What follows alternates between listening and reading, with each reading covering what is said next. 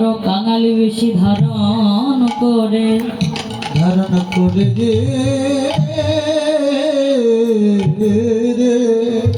বড় কাঙাল বেশ ধারণ করে বড় ভিখারির বেশ ধারণ করে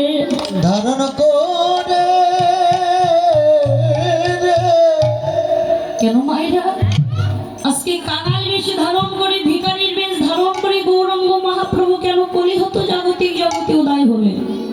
হ্যাঁ, ভগবান বললেন ওই কলিহত জাগতিক জগতের মাঝে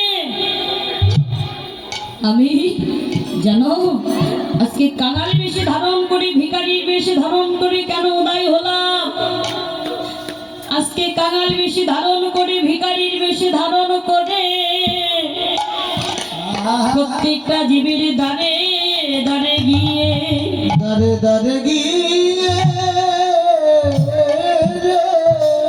প্রত্যেকটা জীবের হাতে ধরি পায়ে পড়ি হরিনাম কৃষ্ণ নাম বিলাইলা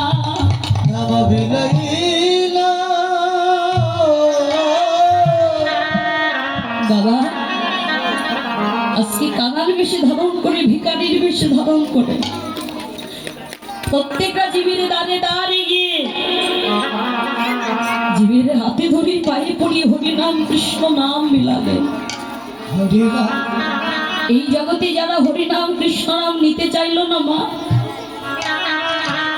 ভগবান তাদেরকেও জোর করে হরিনাম কৃষ্ণ নাম দিয়ে দিলেন। আর জগতে যারা হরিনাম কৃষ্ণ নাম নিলেন এই জগতে সেই ভক্ত হরিনামে ডোবার মতো ডুবে গেলেন।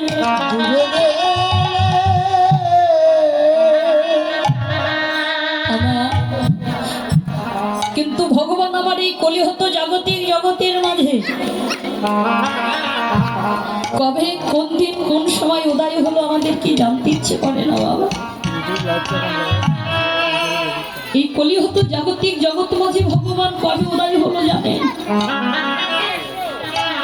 ভগবান দূর থেকে লক্ষ্য করলেন, হে কলিহত জাগতিক জগতের জীব, কলিহত জাগতিক জগতের জীব তোমরা সবাই মান অভিমান আত্মগৌরব বিষয় বাসনা তোমরা সবাই জাত পাত উঁচু নিচু মান অভিমান নিয়ে মেতে আছো। শোনো হে কলির জীব, ওই কলিহত জগতিক জগতের জীব যেই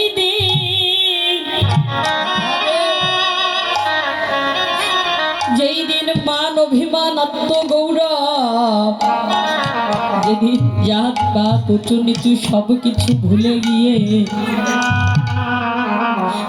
যেই দিন ওই কলিহত জগতের জীবী তারা একাকার হয়ে যাবে,